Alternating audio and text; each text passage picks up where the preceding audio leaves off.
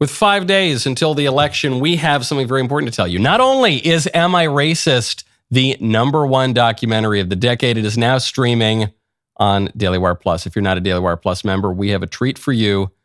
Use code DEI, save 35% off your new annual membership. Take a look at the trailer for Am I Racist now. What do you feel in your body when you hear the term white people? I feel like a cringe about it. Cringe is a good word. White, straight, cisgender man is the top of the pile. So I'm on the top of the pile. It's me. Can I just propose a toast? Raise a glass if you're racist. To racist. That was really weird. Don't deny that you're racist. Try not to be racist, but also don't realize that you're. Until we're willing to talk about these things, healing can't really begin. My daughter's 4 years old. She's still watching Disney movies and choosing a white princess Have you talked to her about that? all the time. Is racism inherent to whiteness? Yes. Yep. Yeah, probably. Joining us now is Matt, certified DEI expert. Did race exist as a reality before? We made race exist. Does that make sense? It does make sense. What do you mean? What you're doing is you're stretching out of your whiteness. This is more for you and less for you. Am I Racist? Now streaming only on Daily Wire Plus. Rated PG-13. With 5 days until the election, Colorado's Democrat Secretary of State is in hot water for posting voting system passwords to her office's website. Just 5 days after the ballots of a dozen Colorado voters were taken before they arrived at the voters' homes and cast without the voters' knowledge. We have got the latest shenanigans, polls, and last-minute endorsements in the home stretch. I'm Michael Knowles. It's the Michael Knowles Show.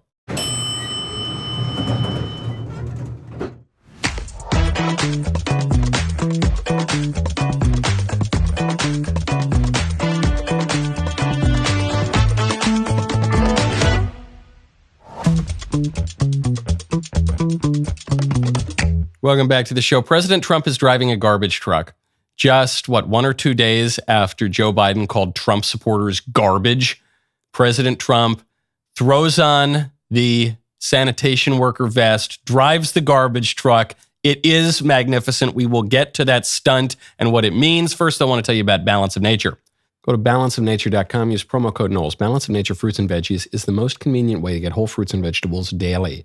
Balance of Nature takes fruits and vegetables, freeze dries them, turns them into a powder, and then puts them into a capsule. You take your fruit and veggie capsules every day, then your body knows what to do with them. Balance of Nature is just one ingredient of a balanced lifestyle. Has no intention to replace a healthy diet, exercise, sleep, or any other healthy habits. It's intended to be used in concert with other healthy habits. And I'll tell you, as someone who's on the road a fair bit, especially around election season, it is very good to be able to get your fruits and veggies when otherwise you're just eating, fast food or whatever. It's really good. The only thing I would warn you against is leaving them out for the producers to just kind of steal. But that can give you your exercise when you have to fend them off. Go to balanceofnature.com, use promo code Knowles, KNWLES, for 35% off your first order as a preferred customer. Plus, get a free bottle of fiber and spice. That is balanceofnature.com, promo code KNOWLES. There is a new ad out. We'll get to the garbage truck. We'll get to the shenanigans. We'll get to the dubious election practices. But I want to just get to what the Democrats are doing, the Kamala campaign and the affiliated groups. They are running an ad right now that to me sums up the whole liberal project. This is an ad narrated by actress Julia Roberts telling women how to vote with the specific angle that women should divide their households and disobey their husbands. Your turn, honey. In the one place in America where women still have a right to choose, you can vote any way you want. And no one will ever know. Did you make the right choice? Sure did, honey. Remember, what happens in the booth stays in the booth. Vote Harris Walls. Vote Common Good is responsible for the contents of this ad. Vote Common Good. This is one of the groups supporting Harris. Narrated by Julia Roberts. Obviously, they got some money here. They got some connections. These people hate family so much that the core message of their political ad is, hey, women, don't you just hate your husbands, your stupid, oppressive husband with that dumb smirk on his face? there at the end of the ad, that big, fat, dumb, awful, terrible, oppressive husband who asked if you voted the right way. Oh, you tell him you did vote the right way, but you lie to him. You insinuate that you voted for Trump, but you voted for Kamala. You're not going to take his oppression anymore. That's right. We need division right through the fundamental political unit, the family. That's right. One place left in America where women can still choose. Oh, this is the right to choose that is used as a euphemism for abortion, which unfortunately is still legal basically everywhere in America. Women can kill their babies up until the moment of birth or even afterward in a lot of the country. But in the voting booth, you can choose. That's right. To finally stick it to your husband, your fat, stupid husband. Don't you hate him so much?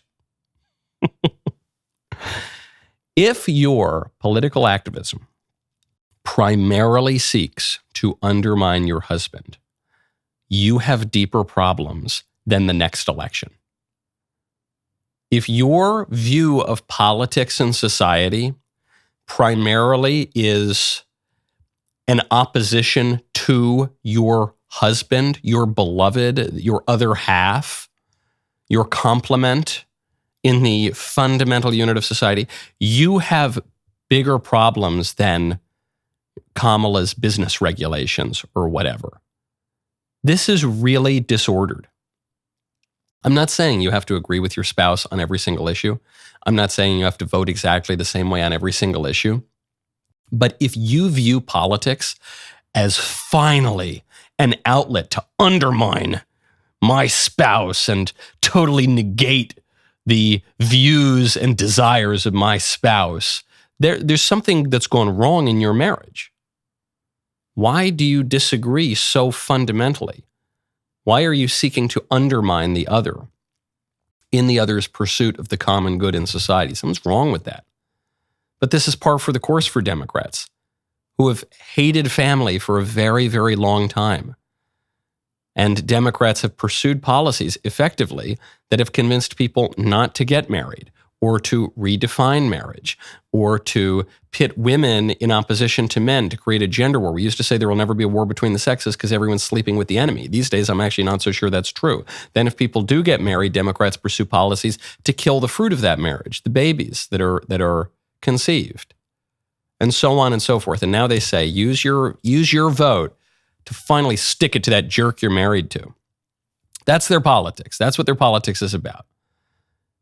Division and chaos and antipathy between the sexes and even between people who are supposed to be so in love that their love actually bears fruit. And then antipathy toward that fruit of that supposed love, fruit which shall then be killed as the very thesis of that ad, because they're talking about abortion in particular.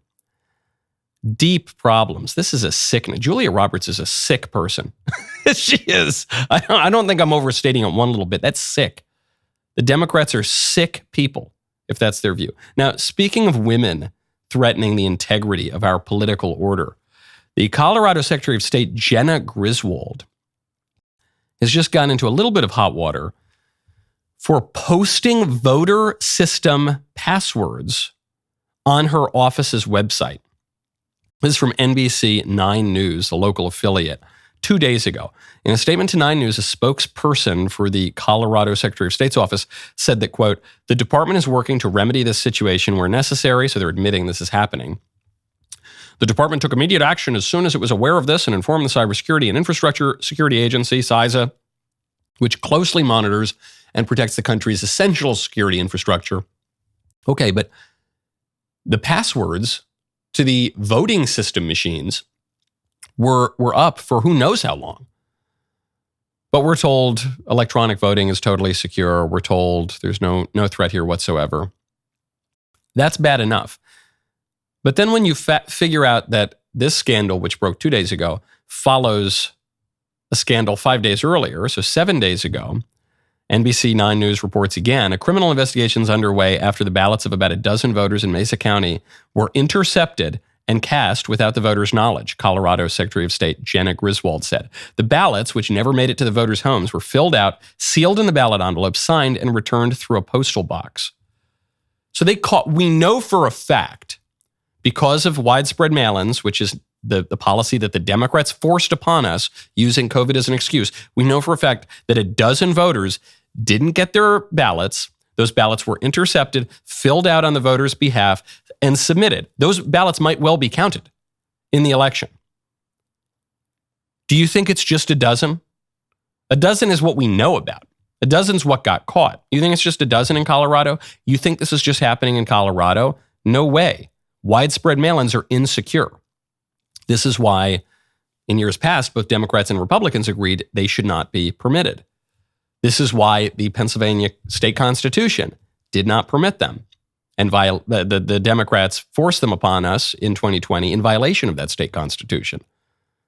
This is why electronic voting is vulnerable, because the passwords can be posted online and we don't know anything about. We don't know if they were hacked into. We just don't know. We just don't know. So the situation is so egregious that the Colorado Secretary of State, the official in charge of the elections, went on a news show and was asked, even with our liberal news apparatus, if she's going to resign. A final question. This is not the first time that your office has made mistakes that have damaged voters' confidence in our elections. In 2022, your office sent out mailers to 30,000 non-citizens inviting them to register to vote. They, of course, are not eligible to register to vote. That same year, your office used Colorado's ballot tracking system to send messages to specific Coloradans encouraging them to vote when, in fact, they had already voted, causing confusion that had to be cleaned up by the county clerks. And now this leak of the voting system passwords. Given your office's repeated errors that have damaged confidence in our elections, which you say is paramount, will you resign?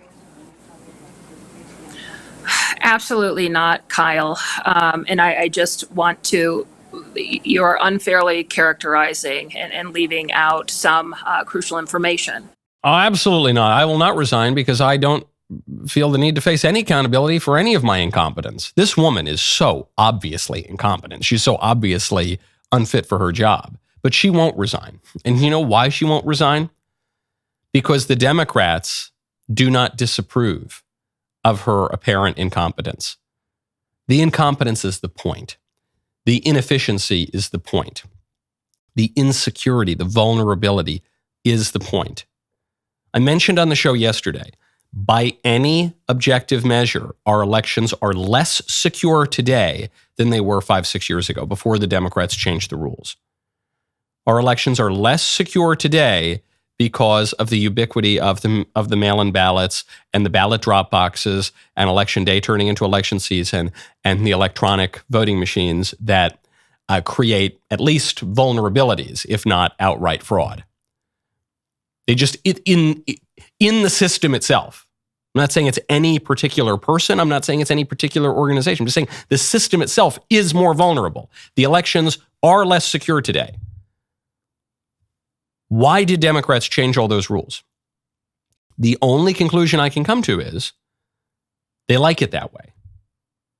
The Democrats don't really mind that those dozen ballots went missing. Who do you think the missing ballots benefited, Democrats or Republicans? If they benefited anyone, I think most of us would agree it's probably Democrats. Democrats are better at ballot harvesting. Democrats are better at stuffing voting boxes. Republicans, when we want to gain an advantage in elections, we purge the voter rolls of ineligible voters. And the Democrats whine about that and say we're kicking eligible voters off the rolls, but we're not. We're kicking people who should not vote off the rolls.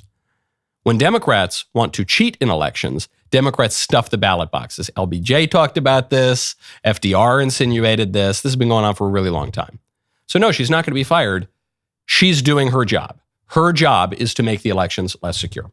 Now, one way to make yourself more secure in your bodily integrity is to check out Good Ranchers. Go to goodranchers.com, code Knowles. You know what I had for dinner last night? I'll tell you what I had. I had a juicy and delicious bone-in ribeye steak from Good Ranchers. And sweet little Elisa cooked it perfectly. And my boys had already eaten dinner. I got home a little bit later. I pull up a little snack tray while they're playing in the family room. I start to eat my steak. And then my 2-year-old walks up. He goes, "Dada, want steak?" Data, give me steak. And then I had to feed him my steak. Well, I still got a little bit of my steak, which was good. I wish I had. I have to start cooking too, bone-in T-bones. The Good Ranchers meats are absolutely on another level. You're never going to get meat like this anywhere else. And now Good Ranchers created a groundbreaking innovation that is seed oil-free chicken nuggets. No other nuggets on the market here or abroad guarantee a pure seed oil-free recipe. These guys are just out of control, okay? Also, they're running their presidential promo for a limited time. You get a free add-on to your order for 4 years until the next presidential election. That includes free plain chicken breast, Angus ground beef, applewood smoked bacon, or wild-caught salmon in every order for 4 years. This is outrageous. Right now, go to goodranchers.com, promo code Knowles. Get the presidential promo worth up to $1,200. Bring 100% American meat to your family meals through 2028. Goodranchers.com, American meat delivered. Speaking of women who've made poor choices, Stevie Nicks has just come out. Stevie Nicks, she's the singer from Fleetwood Mac. She just came out to reveal that she had an abortion. Some people knew she had an abortion early on, but she has exposed this to a wider audience, and she's excused her abortion in an election where abortion's a big issue on the grounds that had she not had her abortion, she might not have been able to tour quite as much with Fleetwood Mac. I'm like, this can't be happening. Fleetwood Mac is 3 years in, and it's big. And we're going into our third album. It was like, oh, no. It would have destroyed Fleetwood Mac. If you had a baby? Absolutely. Because many reasons. I would have tried my best to get through, being in the studio every single day, expecting a child, but mostly having a child with Don Henley would not have gone over big in Fleetwood Mac with Lindsay and me, who we'd been broken up for 2 or 3 years. It would have been a nightmare scenario for me to live through. Would have been a nightmare. She became pregnant with Don Henley's child, Don Henley from the Eagles, but she had dated her bandmate and they broke up a couple years prior, so that would have been awkward. And in any case, she wouldn't have been able to croak out those songs quite as well. And then who knows what would have happened after the kid was born. She actually tells us, she did an interview with Rolling Stone last week. She said that she killed her child because she didn't want to have the kid raised by a nanny. She said, I wouldn't do that to my baby. I'm not the kind of woman who would hand my baby over to a nanny, not in a million years. So we'd be dragging a baby around the world on tour, and I wouldn't do that to my baby. Wouldn't do that to my baby either. So my decision was to have an abortion. If people want to be mad at me about that, I don't really care, because my life was my life and my plan was my plan and had been since the 4th grade. So she had this plan, and then her child got in the way. So when forced to choose between her plan, her vision for her future, and her child, she chose to kill her child and pursue her plan without any changes to her plan whatsoever. Why? Because she said she had 3 options. She could either drag her baby around the world on tour, or have her baby raised by a nanny, or murder her child. And she's forgetting the 4th option, which is she could have just raised her child and had a good life. And maybe she doesn't make as many records with Fleetwood Mac, but, she has a kid. And she doesn't murder her kid. Or she could have given the kid up for adoption. But she didn't even mention those latter 2 options. It was either drag the kid around the world on tour, which would not be good for a baby, or have the kid raised by a nanny, which is not ideal, or murder her child. The first 2 options, much better for the child than murdering the child, but she chose to murder the child. Why? Because even though I think most women know that it is killing a baby, that's what abortion is just by definition, because the baby is small and doesn't talk yet and you haven't interacted with the child much yet, I think women can gaslight themselves and just pretend that abortion is an erasure of an action that's already taken place, namely conception, rather than an active killing of a person who has been conceived. Because the baby's little, they can just kind of try to gaslight themselves about that. I know a number of women who've had abortions. They've all suffered trauma from it. Some admit this, some it's just implicit, but it's pretty clear. So I don't know that they successfully gaslight themselves, but nevertheless, she says, look, that was my plan. And otherwise, had I not killed the kid, it would have been hard to have Fleetwood Mac be as successful as it was. And this final point is the most tragic to me. This woman believes that Fleetwood Mac, that generic pop ditties are worth killing her own child. Or at least she's saying that. I don't know if she really believes that.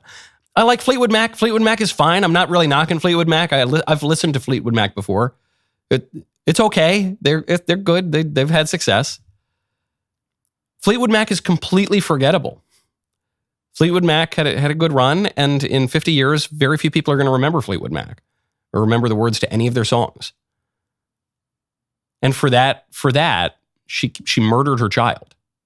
That is a horrible tragedy. And used all of this specious argumentation. One argument, a pro-life argument that a friend of mine used to make in college when we would argue about this with pro-abortion people, is he would say, okay, you think abortion's good because, you don't want to bring a kid into the world unwanted, or you don't want to bring a kid into the world in poverty, or, all these difficult circumstances. Okay. So what would you say if instead of killing the child, instead of the abortion, you just went in there with a little needle and scrambled up the kid's brains a little bit? Not enough to kill the kid, just to give the kid mental retardation, but just scramble it up a little bit, but don't kill him. And all the pro-abortion people would clutch their pearls. They were aghast. Oh my God, how could you ever do that to a child? That's abusive. That's so cruel. Say, okay, I agree that would be cruel, but surely we would say an injury is less grievous than murder. If I punch somebody in the face, even if I cause somebody to suffer a traumatic brain injury, that would be a less grievous action than to outright murder somebody. So why is it different in this case? Why are you so afraid that in this case, you're not even talking about giving someone a grave injury. You're talking about having a kid raised by a nanny or something, or, having to go tour and do a little bit of work for a while rather than murder a kid. None of it holds up whatsoever. And so you can see, this kind of reminds me, I had this debate with this guy, Ryan Grimm, this liberal on a show, Counterpoints, last week. And at a certain point, we were just talking about abortion. And at a certain point, he tried to have a few gotcha questions, and I smacked those down. So then we got to the issue of abortion. And finally, he said, look, I don't want to talk about this anymore. I don't want to think about this. I don't want to have an opinion about this. Stop. You can't make me think about this. Stop it. Let me put my head in the sand. I thought, right, that's what it comes down to. Stevie Nicks says, yeah, okay, I don't care. La, la, la. That's my life. That's my plan. I don't want to think about it. Right. You don't want to think about it because the reality of it is inescapable. Now, you know what is escapable? People stealing your data and selling them. That's why you got to check out ExpressVPN. Go to expressvpn.com/Knowles. Big tech, federal government, hackers, what do they all have in common? They're all trying to get their hands on your personal information. In today's digital world, they have more ways than ever to do it. That is why I never connect to public Wi-Fi without ExpressVPN. ExpressVPN creates an encrypted tunnel between your device and the internet that is so secure, it would take a hacker with a supercomputer over 1 billion years to crack it. Unlike some complicated privacy tools that feel like they were designed by the DMV, ExpressVPN is incredibly simple to use. You just open the app, click one button, boom, bing, bam, boom, you're done. Use ExpressVPN anywhere. I can use it at coffee shops, hotels, airports.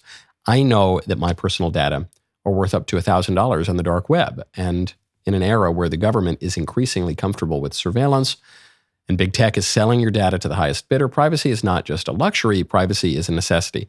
Secure your online data today by visiting expressvpn.com/Knowles, expressvpn.com/Knowles. Get an extra 3 months free, expressvpn.com/Knowles. Folks, religion, riddles, relationships, and ridiculous quotes from famous dead guys. How would you fare in the gladiator sport of trivia? I can tell Ben Davies wrote this copy. You can find out, as those are just a few of the pivotal topics in my series, Face Off, the most intense and daunting trivia showdown on the internet. In the latest episode, Rob Schneider stepped into the arena to see who has more knowledge about movies and entertainment. Take a look. In The 40-Year-Old Virgin, Steve Carell did something very painful for the first time on camera for the film. What was it? He waxed his chest. Take direction from Judd Apatow. No! Kelly Clarkson! Watch this episode, available now on the Michael Knowles YouTube channel. Speaking of morality and the youth, I have a really important topic I have to bring up. The Vatican has rolled out a cartoon mascot for the Jubilee year of 2025. Every so often, there's a Jubilee year. This is a year of celebration. That's what it means. And it occurs regularly. And so next year is a Jubilee year. And so for this Jubilee year, an Archbishop, Rino Fisichella, has trotted out a mascot for the year that is this little kind of anime character. It's a smiling young woman or girl with blue hair and a rosary around her neck, which is, you're not supposed to wear a rosary around your neck, but for the purposes of the cartoon, I kind of get it. And it's actually a rosary that I think it's the World Mission Rosary or something like that. It was created by Fulton Sheen, who's a great bishop and great broadcaster, first televangelist actually. And she's wearing a yellow raincoat and cute little green boots. And she's the mascot. And she has been extraordinarily polarizing. Some of the real hardcore trads, they say, this is infantilizing, this is ridiculous. Why do we need a little cartoon mascot for this Jubilee year from the church? No, we shouldn't have this. But others, even kind of more traditional people, have said, no, we like this character. The character's name is Luce. Luce means light. And there's other people, some people are going off on this. They're saying Luce, it's like Lucifer or something, but Luce means light in Latin and in Italian. We have the name Lucy, Lucia in Italian, Lucy, Lucille in English. It's a fine name. Saint Lucia, Saint Lucy is one of the great saints in history. Actually, the cartoon seems to be based on Blessed Chiara Luce Badano, who is a woman who was killed in 1990. She wasn't killed. She died of a disease in 1990, and she's now been beatified. She's on track to sainthood. One of the other arguments against this cartoon is that the artist has issues. Apparently, the artist who created this cartoon has all sorts of kind of weird designs that are aberrant and deviant. And sure, however, I would say in response to that, Caravaggio, one of the greatest painters of all time, he had some issues too. I think he murdered a guy, and did all sorts of weird stuff. And so the artists have issues often. Doesn't necessarily diminish the art. Some people say, well, the bishops who pushed this, the bishops are they're kind of libs and they're trying to modernize and yeah, okay, sure. As Hilaire Belloc said. He takes it that the Catholic Church is a divinely instituted organization as a matter of faith, but for those who doubt the divine institution, no other institution conducted with such knavish imbecility would have lasted a fortnight, much less 2,000 years. So forget about prelates and all people have all sorts of bad opinions and bad motivations sometimes. However, I will say this as someone who attends the traditional Latin Mass, I own many bow ties. I read many dusty old books. I smoke cigars. I am married and I have 3 kids under the age of 4. I am what most people would call a trad. I'm very pro-Luce. And the reason I'm pro-Luce is, one, I think it's a perfectly innocent little cartoon for a Jubilee year intended to appeal to young people and perhaps especially to people in the East. It's the memes. The memes are what did it for me. There are so many funny memes that have popped up. There are memes of Luce standing in front of a bunch of crusaders, with the crusader cross on them.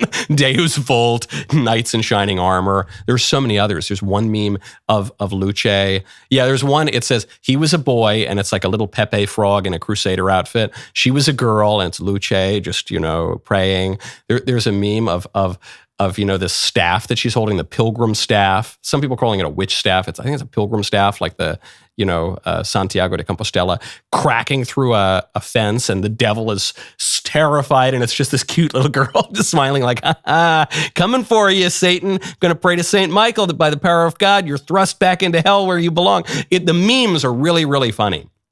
And they're funny in part because of the incongruity of this innocent little girl smiling, with her rosary and her pilgrim stick, and then, the devil or sinners being burned at the stake. Or some are a little edgy even to put on the show. It's a wholesome show. But this, to me, is the proof that Luce is good, that this is, whether intentional or unintentional, a good example of the church interacting with pop culture. And it's evidence to me that the popular culture is desiring the church, that the popular culture longs for the eternal, longs for truth and beauty and goodness, longs for holiness, even so much to say that they'll take a perfectly, nice looking little cartoon and then put this cartoon into serious, very traditional situations, battling demons, battling Saracens, battling heretics. This is good. Nihil obstat, this is my official declaration. You judge a tree by its fruit. You judge a popular cartoon by the memes that it generates. The memes here are good. A bad cartoon does not generate excellent memes. Luce has the seal of approval. Love it. Absolutely love it. Now, speaking of memes, President Trump has produced some memes over the past 24 hours. President Trump, shortly after being called garbage, having his supporters called garbage by Joe Biden, the sitting president, President Trump has rented a garbage truck in Wisconsin. He's driving around in a sanitation worker's orange vest, driving around Wisconsin, picking up all the garbage because the Democrats view ordinary American people as garbage, and Trump is happy to have their support and their votes. How do you like my garbage truck? This truck is in honor of Kamala and Joe Biden. This is so beautiful, and it's not just the truck. You can see through the window a little bit Trump is wearing the vest. He wore that vest to the rally later that day. And they said, it would be unbelievable if you could wear it on stage. I said, no way. I got 25,000 people standing outside. I got all these people here. There's no way I'm wearing it on stage. They said, oh, okay, sir. I said, get me my jacket. But if you did, it actually makes you look thinner. I said, and they got me. I said, I want to wear it on stage. When they said I look thinner, I said, in that case, I'll wear it on stage.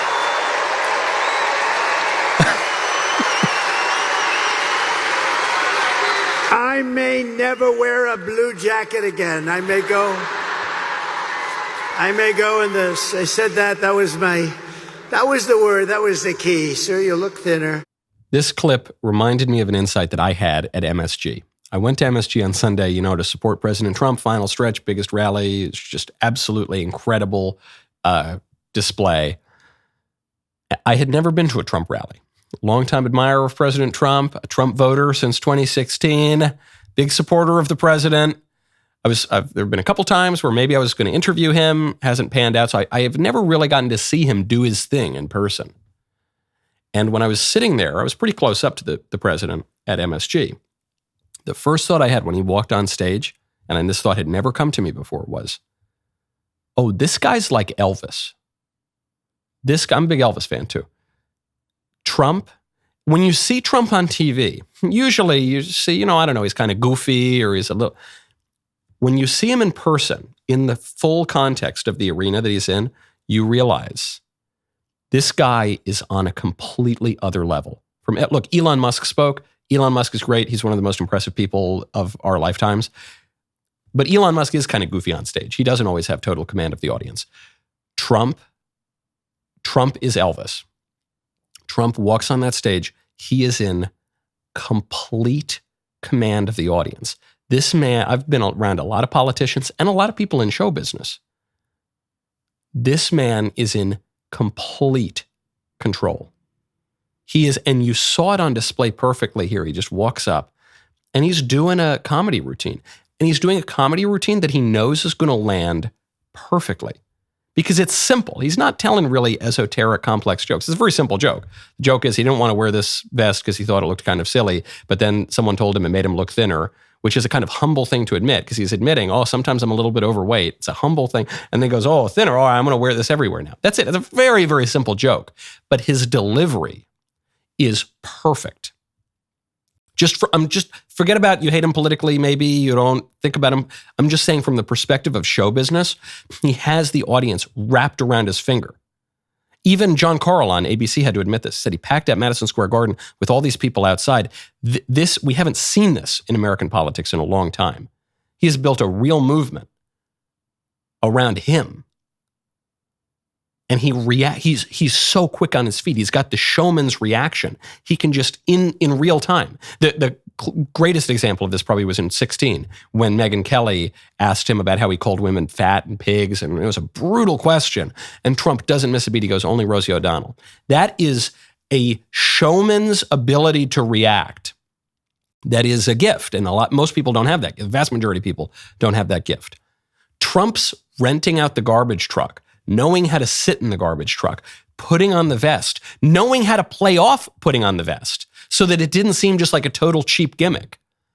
Coming up with this whole bit, I didn't want to wear the vest. I said, I'm not wearing it. But then they said, sir, okay, you don't have to wear it. It makes you look thinner. Hold on, wait, what? Excuse me? Maybe, and they got me to put on the vest. Even that, it makes it seem so much more authentic, so much more relatable. And it's quick on your feet. He capitalized on Biden calling Trump supporters garbage instantly in the perfect way. And so what's the political lesson for us? We need to be quick on our feet too. Regular old conservatives, we need to be quick on our feet, but we're not quick on our feet. We're always fighting the last war. We're always arguing about last time and 2 times ago and how we should play it and how if only we were running, the Bush 04 campaign, then we'd be so far ahead, or we just need to run like Romney, but a little bit better or something. No. Democrats changed the rules in 2020. They just changed many of the voting rules throughout the country. And if we want to win, they succeeded at changing the rules. If we want to win, we have to win according to those rules. There's no alternative. I hope we can change the rules back. I hope we can make the rules more advantageous for us. But to do that, we need to attain power. To attain power, we need to win according to the current system. Trump's doing that. This is why I've said from early on, you people are blackpilling some of you. You don't want to vote early. You want to vote on election day. You should vote early. Democrats vote early and often. You should vote early so that you make sure your vote is counted. You need to vote early and then check that your vote was counted. I don't like voting early. I don't like mail-in ballots, but that's the system we have. If we want to win, we got to play by that system. That's what I've been saying for weeks, months maybe. And now look what's happening in Colorado. Now the ballots are going missing. Now people try to vote. They find out actually a vote's already been cast in your name. If you vote early, if you play along with the new system, you can catch that. You can rectify that. Got to do it though. You got officials in Pennsylvania shutting down the voter lines early, hours before the cutoff time. Means you got to vote early if you want to be able to overcome that. It's Halloween. Matt Walsh's tricks against the libs in his movie Am I Racist? Or Your Treat on DailyWire Plus. It's the #1 documentary of the decade. It's the biggest opening day movie in DailyWire history. Best of all, it's available right now for you exclusively on DailyWire Plus. If you're not a DailyWire Plus member, we got another treat for you. Take 35% off new DailyWire Plus memberships with code DEI at miracist.com. Go to miracist.com, use code DEI for 35% off your new annual membership. My favorite comment yesterday is from Bridget Menke, 17X, who says, we requested 3 mail-in ballots for our 3 daughters, never got them. There you go. There you go. That's exactly what I'm talking about. So if you can vote a little early, in a lot of places, you can still vote today. In my state of Tennessee, you can still vote today. I would do that. And then if there's any problem, okay, well now you got 5 days to rectify it.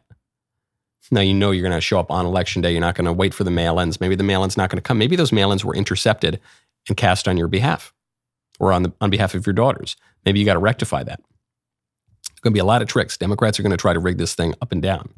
They already have by changing the rules.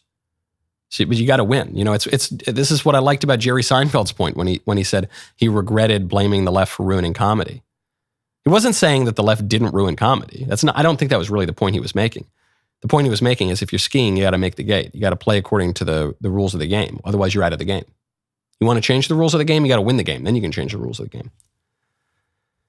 Now, some Republicans do not want us to vote for President Trump. I'm thinking of Arnold Schwarzenegger, who was married to a Kennedy, so a little bit sus to begin with. Although now, actually, at least one Kennedy, Bobby Kennedy, is kind of a Republican.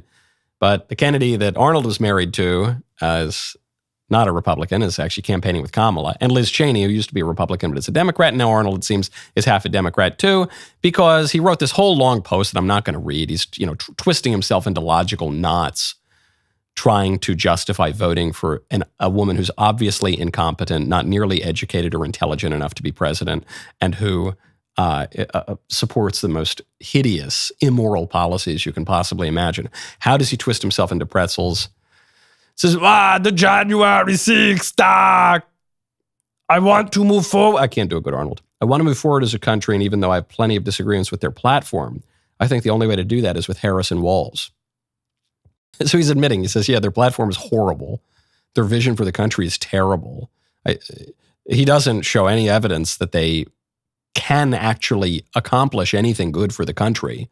There's no achievements that he's really pointing to. He just hates Trump. He and Trump have gotten into personal squabbles for years now. Arnold took over The Apprentice, which was the show that Trump made a big hit for, 12, 13 years, and Arnold's version of it flopped. So he's got this personal beef with Trump. And so he says, okay, I'm going to endorse the candidates who are running on a ticket to kill babies up until the moment of birth or afterward, open up the border, and trans the kids. The line, Arnold's famous line, get to the chopper, seemed a lot more innocent before he endorsed the ticket that wants to trans all the kids. Now this guy, who's not only a movie star, he's a former Republican governor, supposed Republican. He endorses the ticket that wants to trans the kids. He endorses, Tim Walz tried to make Minnesota the windowless white van of the Midwest. And he said, hey, come here, trans kids. Come on over here to Minnesota. Yeah, we got tampons in the boys' room for you. Just swing by the governor's mansion, maybe. Kamala Harris, this woman who can't utter an English sentence properly.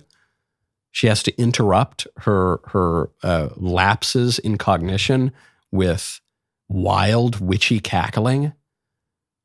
The most radically left-wing ticket in American history by a country mile. Arnold endorses that. Pathetic. And why? Why? I suspect a lot of it is with Arnold Schwarzenegger, with Liz Cheney, with Dick Cheney even, with these Republicans, supposed Republicans who are endorsing Kamala. I think it's personal.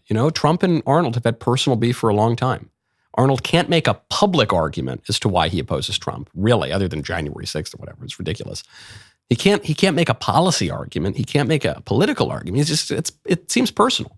Liz Cheney. Trump chased Liz Cheney out of Congress, and it's personal, and she's on a personal vendetta. Hell hath no fury like a woman scorned.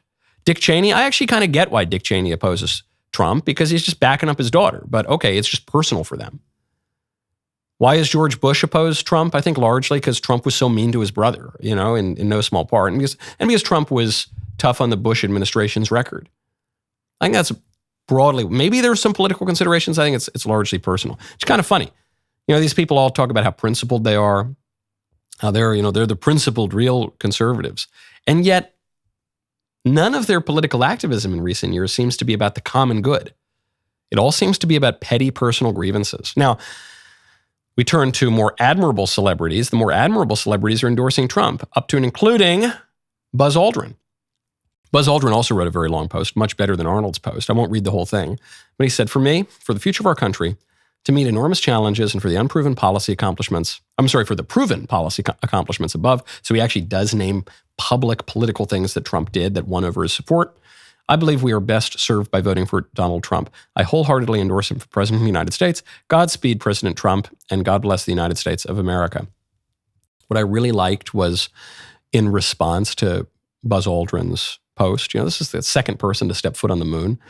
There are a number of people who don't think we ever went to the moon, but I saw one of them, I forget who was at the top of the Twitter comments. He goes, okay. Oh, no, you know who it was? It was the horn hat guy, Jacob Chansley from January 6th.